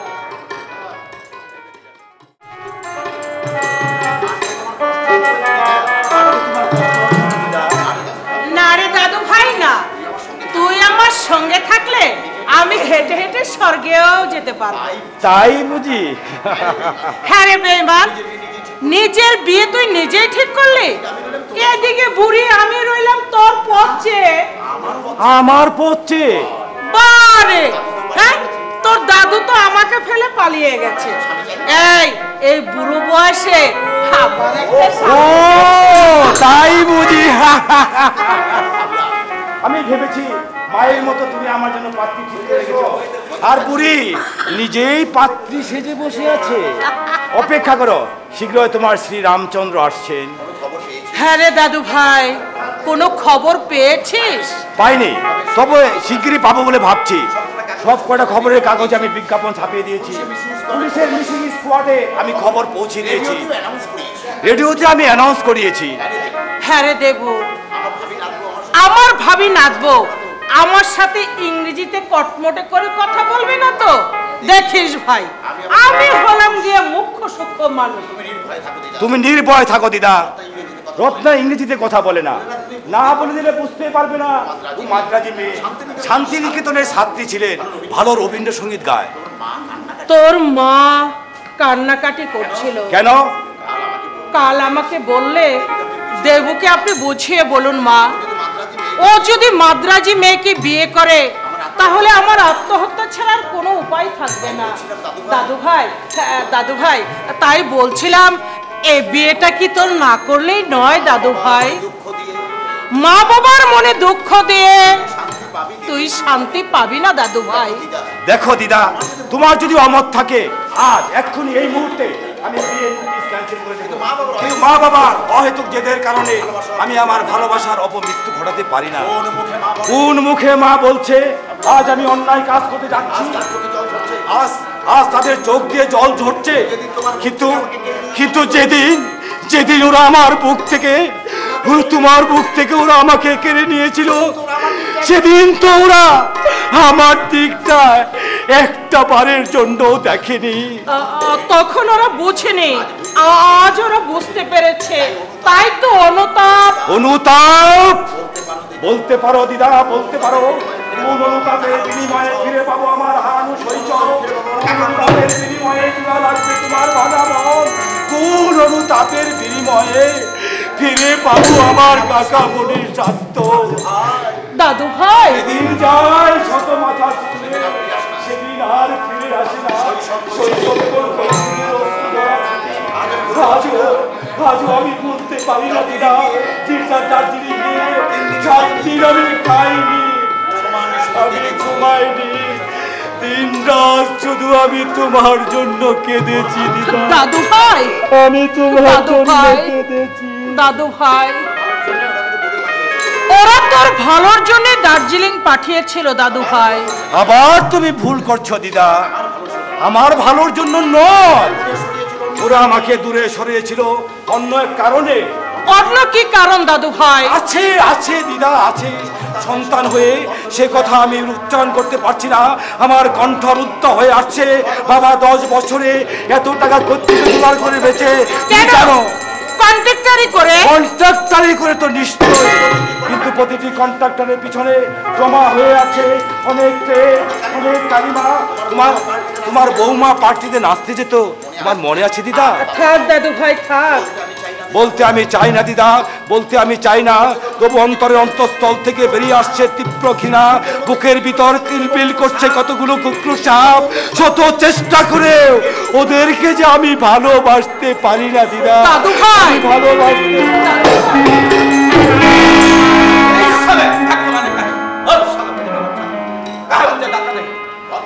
ভদ্রভাবে কথা বলো। ধাক্কা আমি দেইনি, দিয়েছ তুমি। শালা বেড়িকে বাচ্চা, ধাক্কা মারলে ফের বাপ দেখে তোর ভদ্রলোকে এই শিখাতেছি, তোর ভদ্রলোকে এই শিখাতেছি। তুই সরে আয় দাদু ভাই, সরে আয়, ওই লোকটার হাতে ছোড়া। না দিদা না, অশুভ শক্তির কাছে দেবব্রত কোনদিন মাথা নত করেনি, আজও করবে না। এখনো ভদ্রভাবে বলছি, তুমি ছুরি ফেলে দাও।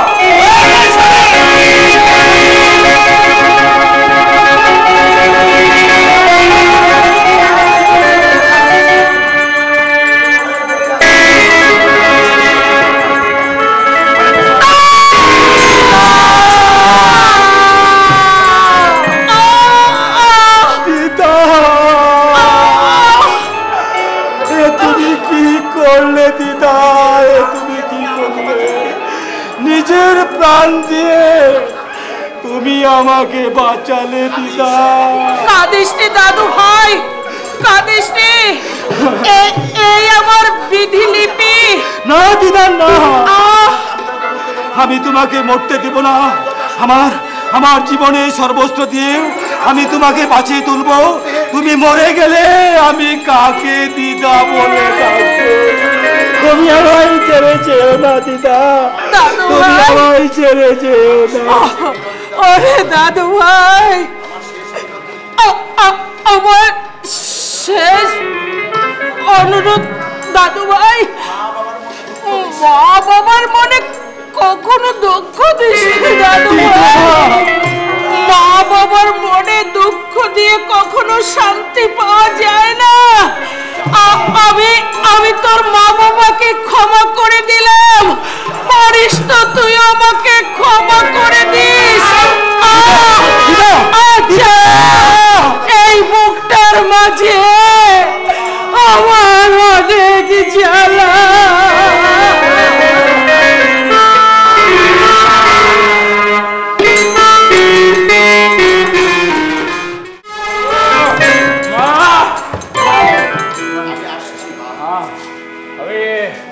আমি আসছি মা, আমি আসছি তোমার কোলে ঘুমো বলে। আমি হাসপাতাল থেকে পালিয়ে এসেছি মা। আমি তোমাকে দেখিনি, তাই শেষ দেখা দেখতে।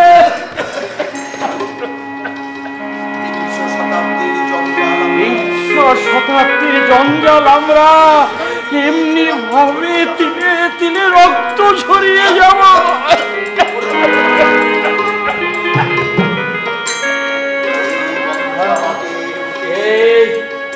এই বন্ধা মাটির বুকে রক্তাক্ষরে লিখে যাব কত শত তরুণের অবক্ষয়ের করুণ ইতিহাস।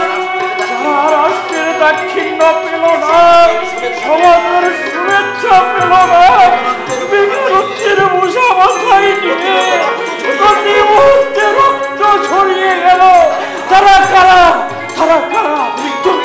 তুমি আমি আরো অনেকে।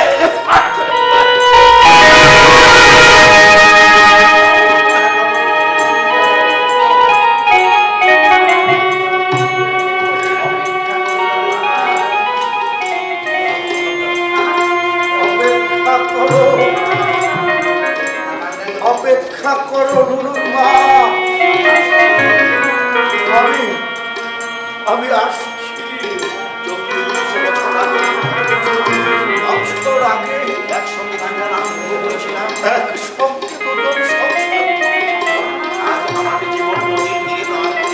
আজ আমাকে জীবন নদীর তীরে দাঁড় করিয়ে রেখে তুমি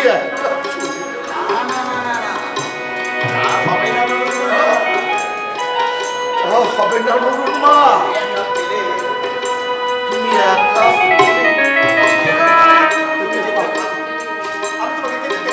আমি তোমাকে যেতে দেব না, আমি তোমাকে যেতে দেব না।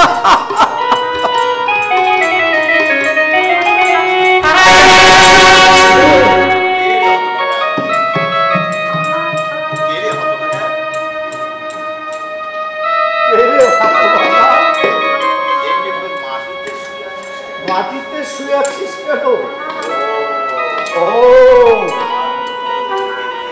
আমার মতো তোরও বুঝি কেউ নেই, তাই মাটিতে শুয়ে আছি।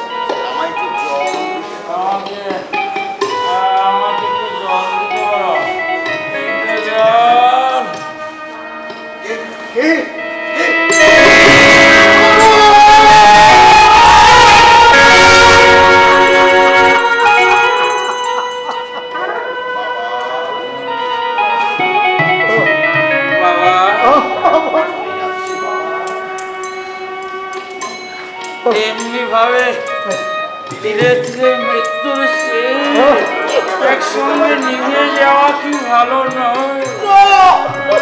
ভগবানকে এত ডাকি, এত কাঁদি,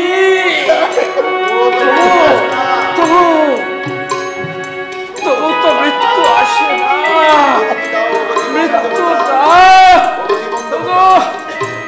জীবন দেবতা, এই আত্মগ্লানির হাত থেকে আমাকে মুক্তি দাও।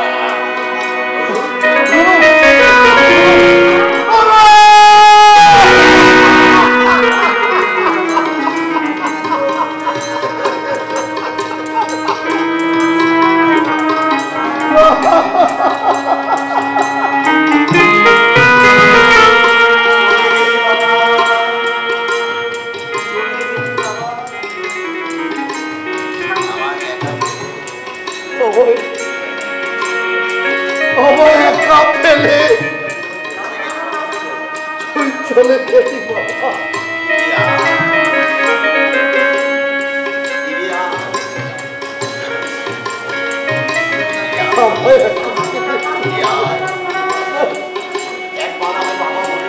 একবার বাবা বলে ডাক বাবা, আমার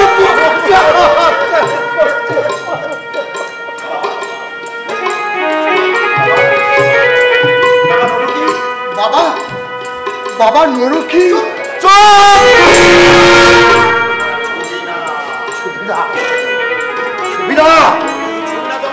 ওকে তুই ছবি না চললে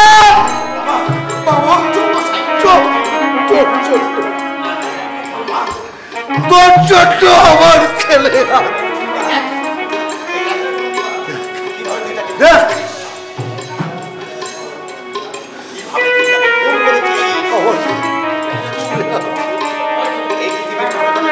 এই পৃথিবীর করে করে খুঁজলো আর ওকে খুঁজে পাওয়া যাবে না।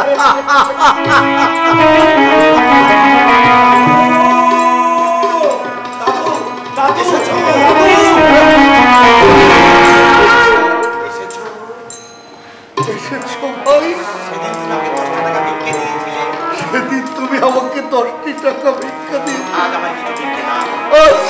আজ আমায় কিছু টাকা দাও। পাপ হয়ে ছেলের মুখ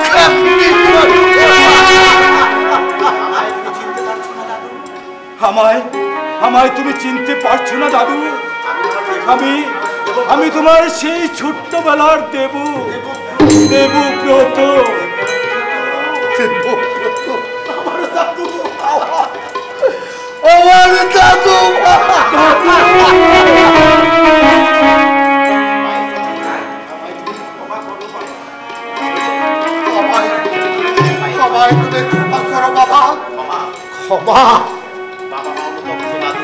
বাবা মা অনুতপ্ত দাদু, তাদের হয়ে আমি তোমার কাছে ক্ষমা চাইছি দাদু। দিদা ক্ষমা করে গেছে, তুমি ওদের ক্ষমা করে দাও দাদু। পারছি না দাদু ভাই, ওদেরকে আমি ক্ষমা করতে পারছি না দাদু। দাদু ভাই, তোর কাকামণি কেমন সুন্দর ভাবে শুয়ে আছে, ওর ঘুমার কোনো দিন ভাঙবে না।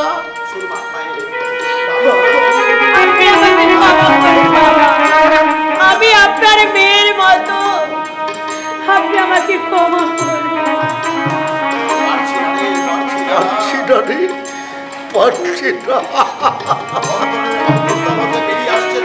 অন্তরস্থল থেকে ফেরিয়ে আসছে অভিশাপ।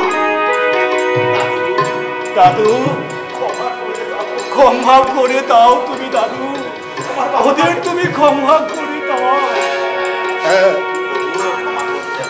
তবু ক্ষমা করতে হবে, মার্জনা করতে হবে, কারণ ও তোরা যে আমারই সন্তান।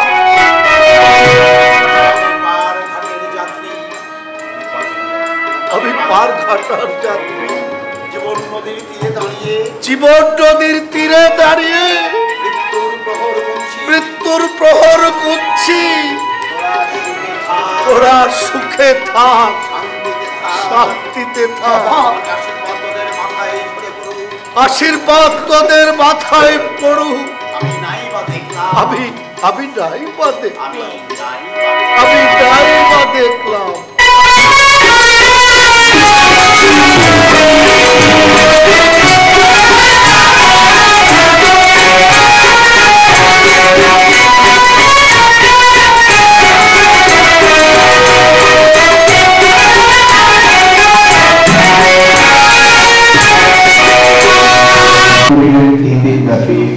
নাট্য উৎসবের আজ দ্বিতীয় রজনী ছিল। আজকে মৈত্রী আবহাওয়া ছিল। প্রথমে আমাদের দর্শক উপস্থিতি কম ছিল, পরবর্তীতে হলে আমরা দেখেছি দর্শক অনেকই ছিল। দেখতে দেখতে রাতও হয়েছে অনেক, প্রায় 12টা বাজে।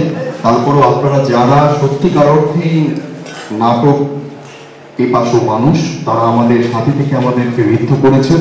আমরা সত্যিকার খুবই আপনাদের প্রতি কৃতজ্ঞ যে সম্পূর্ণ সময়টা আপনারা এত নীরবভাবে, এত আমাদের কলাকুশলীদেরকে অনুপ্রেরণা দিয়ে আপনারা সাথে ছিলেন। এটা সত্যি আমাদের কাছে ভালো লাগার ব্যাপার। দর্শকদের কাছে আমাদের সত্যি সেটা ভালো লাগার বিষয়। আজ সেই হিসেবে আমাদের এখানে আমাদের ছোট বোন বৃষ্টি, ও নাটকের নিয়ে পড়াশোনা করছে। ও ছোট্ট করে একটু কথা বলবে, শুরুতে বৃষ্টিকে দিচ্ছি। ধন্যবাদ। আসলে কথা না বলে যদি যেতাম আমার মনে হয় পাপ হতো।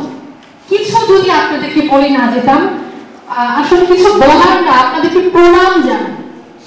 আমি প্রণাম জানাচ্ছি আপনাদেরকে। আপনাদের আমার মনে হয় আমার জীবনের গত 4 ঘন্টা শ্রেষ্ঠতম সময় আমি কাটালাম। আমি যা শিখলাম, আমি নাটক ও নাট্যতত্ত্ব বিভাগ জাহাঙ্গীরনগর বিশ্ববিদ্যালয়ে পড়াশোনা করছি, থিয়েটার নিয়ে আছি, থিয়েটারের সাথে আছি। তো আজকে আপনাদের দেখে মানে আমি বোঝাতে পারবো না, শুধুমাত্র প্রণামটুকু জানাচ্ছি। আমাদের জন্য আশীর্বাদ করবেন, আমরা যেন আপনাদের মানে আপনারা যতটুকু করেছেন কিছু যেন আমরা সারা জীবনে করে যেতে পারি। প্রণাম জানাই আপনাদেরকে। ধন্যবাদ। ধন্যবাদ মিষ্টিকে।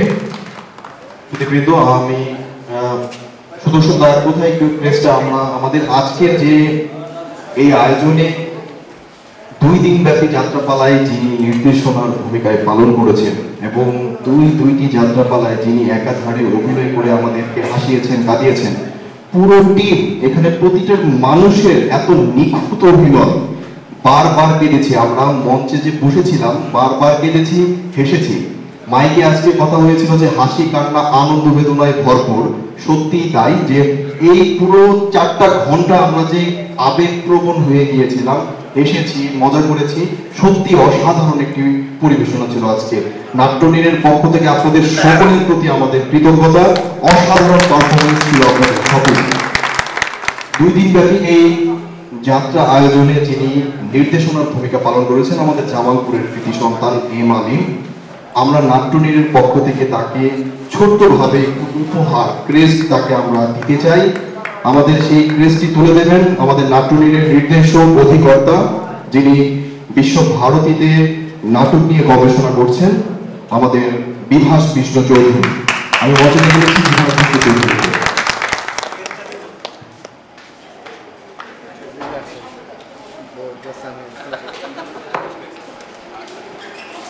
আজকে দুইটি নাটকের যিনি নির্দেশনা দিয়েছেন এম আলী, তাকে ক্রেস্ট তুলে দিচ্ছেন বিভাস কৃষ্ণ চৌধুরী। পুরো দলের হয়ে তাকে ক্রেস্ট তুলে দিচ্ছে বিভাস কৃষ্ণ চৌধুরী।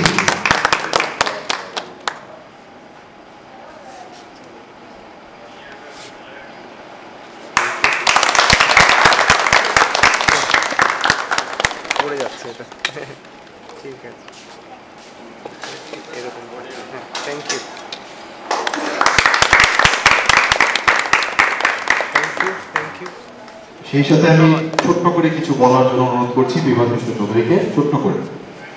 Thank you. আসলে অনেক রাত হয়ে গেছে, বলার আর কোনো অবকাশ নেই। সো বৃষ্টিও বলে গেল, আমাদের খুব ছোট মানুষ বৃষ্টি, আমরাও বলতে চাই খুব ভালো পারফরমেন্স, আমরা বারবার দেখতে চাই যাত্রা আমাদের মানে লৌকিক শিল্প। এবং আমার মানে খুব ইন্টারেস্টিং বিষয় যে আমার গবেষণার একটা অত্যন্ত ইম্পর্টেন্ট পার্ট যাত্রা। বাংলাদেশের যাত্রা এবং কলকাতার যাত্রা। আমি অনেক দেখেছি কলকাতার যাত্রা, বাংলাদেশের যাত্রা খুব বেশি দেখা হয়নি। তো থ্যাংক ইউ, সবাই ভালো থাকবেন, আবার দেখা হবে যেমন প্রপার বলেছেন। Thank you. ধন্যবাদ। এবার আমি কিছু বলবার জন্য অনুরোধ করছি আমাদের এই যাত্রাপালার যিনি পরিচালনা করেছেন এম আলিম তাকে।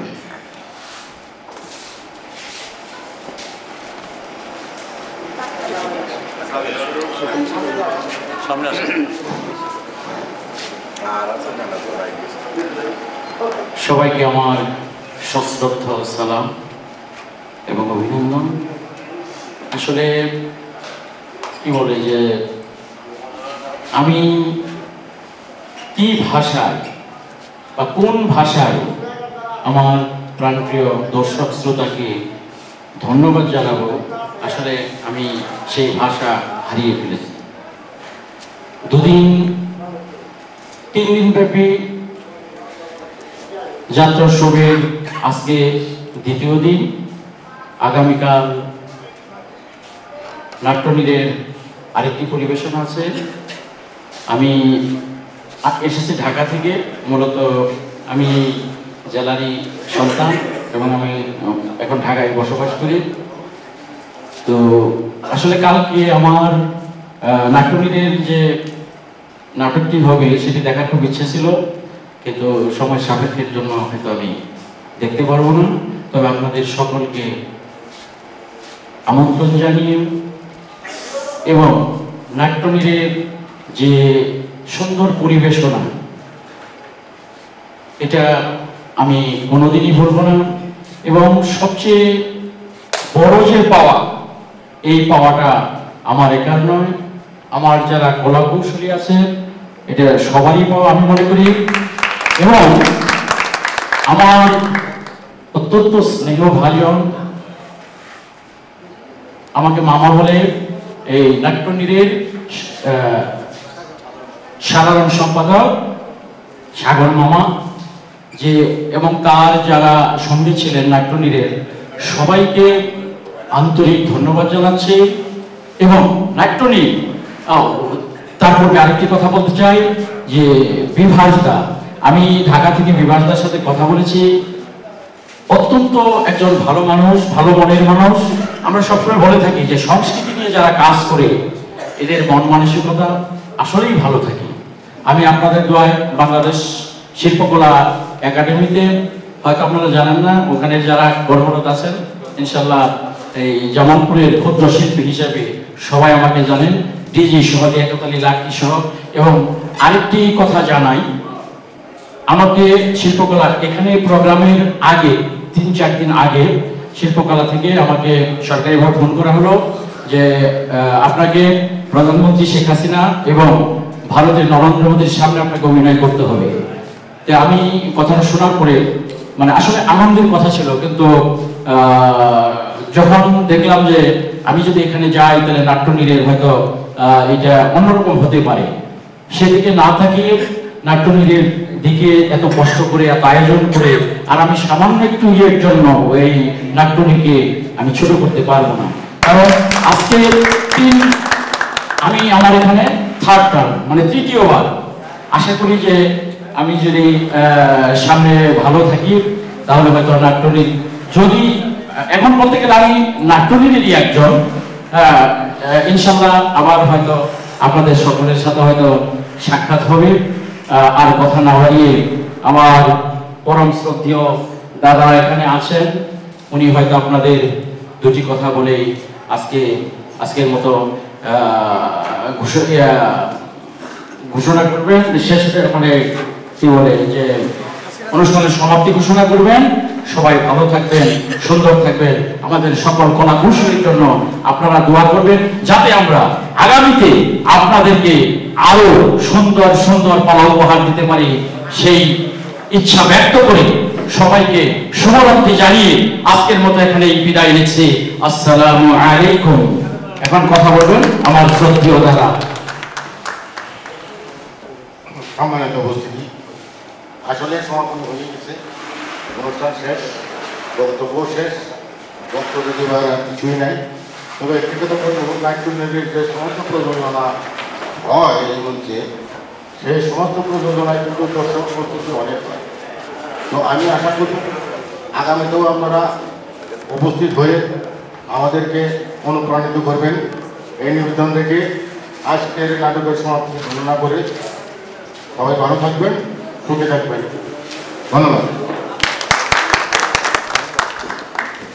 সুধীবৃন্দ, আগামীকাল রয়েছে আমাদের সমাপনী আয়োজন।